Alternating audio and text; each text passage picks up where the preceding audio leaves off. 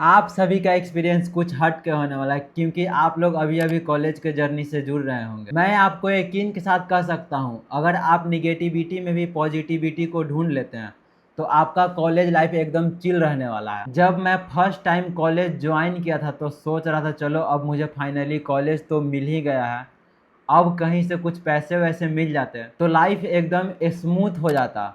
कहीं घूमते फिरते या खुद पे उस पैसे को इन्वेस्ट करते हैं। मैं ये आप पर छोड़ता हूँ कि आप इन पैसों का क्या करते हैं। सो डोंट वरी, आप लोग बिल्कुल भी चिंता ना करें, आपका भाई है ना इसके लिए। जी हाँ, मैं बात करने वाला हूँ स्कॉलरशिप के बारे में, जिसमें मैं आपको बताने वाला हूँ कौन कौन से स्टूडेंट अप्लाई कर सकते हैं और कौन कौन से स्टूडेंट अप्लाई नहीं कर सकते हैं। और मैं साथ में आपको ये भी बताऊंगा कि मोस्ट ऑफ द स्टूडेंट कहाँ पे मिस्टेक करते हैं। यदि आप वीडियो में इन तक बने रहते हैं और जो भी मैं बता रहा हूँ आप उनको स्टेप बाय स्टेप फॉलो करते हैं तो मैं आपको यकीन के साथ कह सकता हूं कि आपसे कोई भी मिस्टेक नहीं होने वाला है। तो चलिए वीडियो को स्टार्ट करते हैं विदाउट एनी फर्दर डिले। तो आज के इस वीडियो में मैं आपको पीएमएस और एनएसपी दोनों के बारे में डिटेल में कवर करने वाला हूं। तो चलिए स्टार्ट करते हैं पीएमएस। पीएमएस जो कि पोस्ट मैट्रिक स्कॉलरशिप है, जो कि स्टेट गवर्नमेंट द्वारा दिया जाता है। एनएसपी जो कि नेशनल लेवल स्कॉलरशिप है, जो कि नेशनल गवर्नमेंट द्वारा प्रोवाइड किया जाता है। तो सबसे पहले पीएमएस को समझते हैं और इसकी एलिजिबिलिटी क्राइटेरिया और कैसे अप्लाई करते हैं इसको जानते हैं। सबसे पहले कॉलेज से आप लोग एक बोनाफाइड बनवा ले। बोनाफाइड के लिए आपको एक फ़ोटो लगता है और कॉलेज में ही आपको फॉर्मेट प्रोवाइड किया जाता है।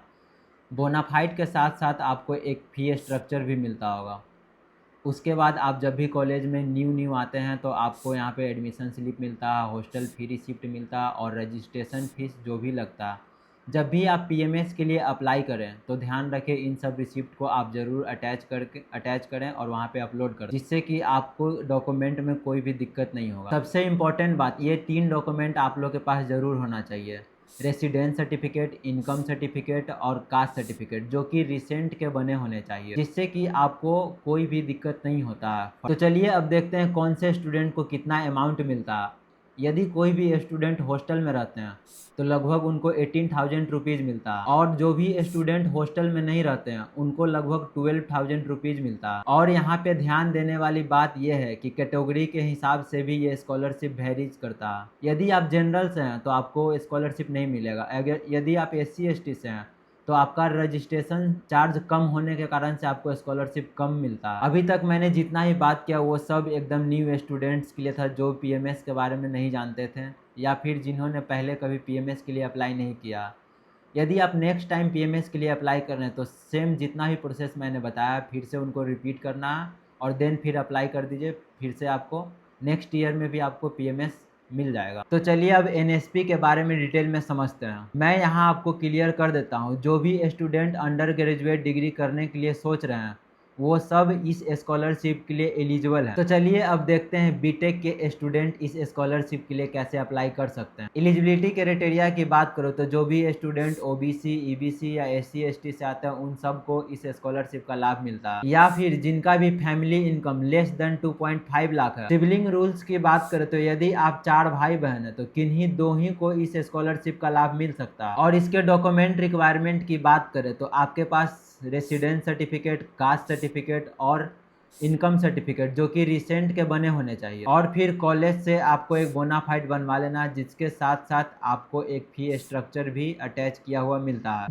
एडमिशन स्लिप, रजिस्ट्रेशन का रिसिप्ट और हॉस्टल फी रिसिप्ट, इन सब को आपको जब भी आप एनएसपी के पोर्टल पे अपलोड करते हैं तो आप इन सब डॉक्यूमेंट को ज़रूर अटैच करें। सबसे इम्पोर्टेंट बात, भैया अब कितना पैसा मिलने वाला है इन स्कॉलरशिप के थ्रू, तो मैं आपको बता दूं आपके कॉलेज की फीस के अकॉर्डिंग ही इन स्कॉलरशिप का अमाउंट डिपेंड करता है। जैसे कि एग्जांपल से समझते हैं, मेरा एक दोस्त एनआईटी में पढ़ता और उसका फैमिली इनकम 4 लाख से कम है, तो उसको लगभग 80 to 19 के फर्स्ट ईयर में मिला था। सबसे ज़्यादा अमाउंट आईआईटीज वाले स्टूडेंट को मिलता है, फिर एनआईटीज और फिर ट्रिपल आईआईटीज और उसके बाद जीएफटीआईज। बाकी जो भी बच जाते हैं उन सब गवर्नमेंट इंजीनियरिंग कॉलेज वाले स्टूडेंट को मिलता है। यदि आप नेक्स्ट टाइम इस स्कॉलरशिप के लिए अप्लाई करना चाहते हैं तो जो भी स्टेप आपने फर्स्ट टाइम अप्लाई करते टाइम फॉलो किया वही सब स्टेप को आप स्टेप बाय स्टेप फिर से सेकेंड टाइम फॉलो करें और जाके पोर्टल पे न्यूली रजिस्टर करें और कॉलेज से